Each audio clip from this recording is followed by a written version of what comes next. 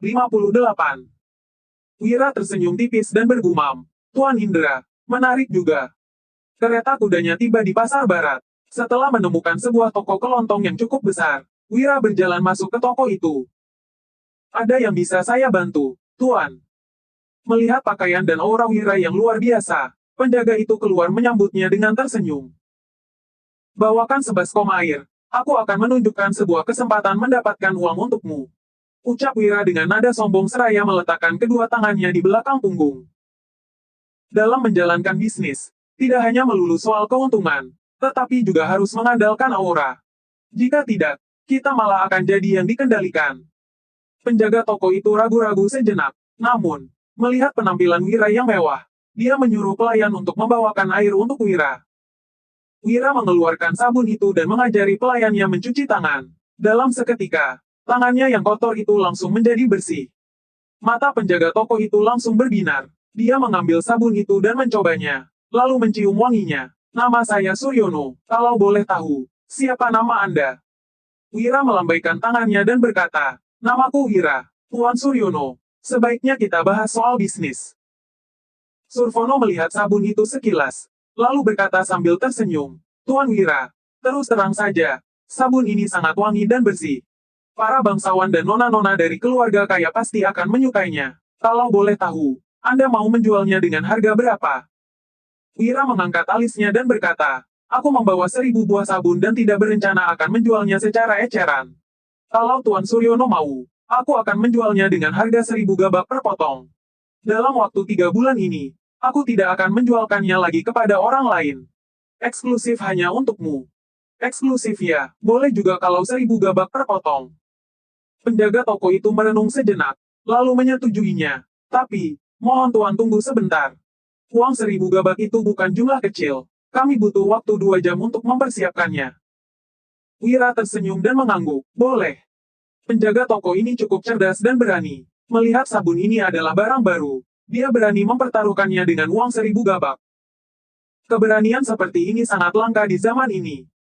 Namun, benda yang semakin langka akan semakin berharga. Jika sudah punya langganan, benda ini akan bisa terjual dengan mudah. Setelah keluar dari toko beberapa saat, penjaga toko itu kembali dengan ekspresi yang buruk. Tuan Wira, saya tidak jadi membeli sabunmu. Mohon maaf. Tuan Suryono tidak perlu merasa bersalah. Masalah jual beli memang harus kesepakatan dari kedua belah pihak. Lagi pula, kita juga tidak buat kontrak.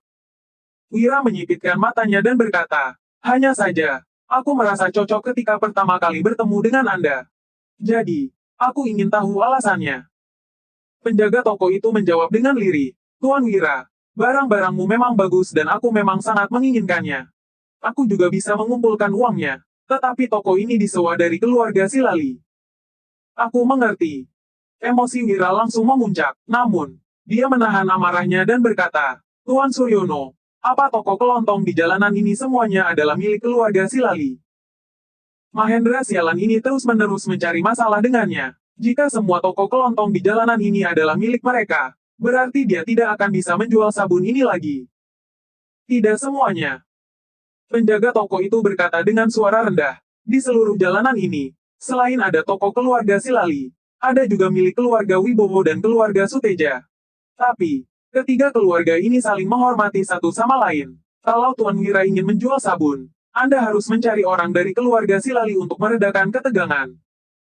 Terima kasih atas saran Tuan Suryono. Wira mengeluarkan 2 potong sabun dan meletakkannya di meja. Aku ingin tahu, toko mana yang merupakan milik keluarga Silali, toko mana yang milik keluarga Wibowo dan Suteja.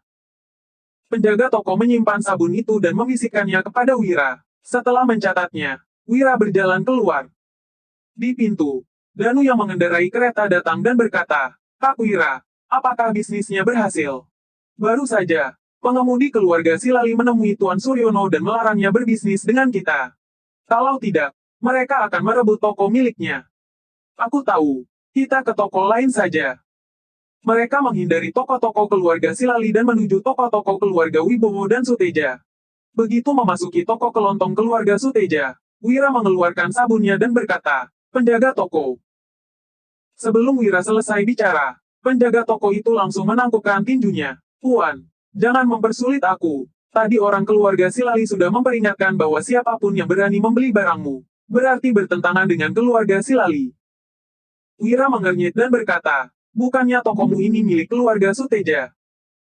Penjaga toko itu tersenyum canggung dan berkata, memang toko ini milik keluarga Suteja, tapi keluarga Silali adalah keluarga yang kuat di kabupaten.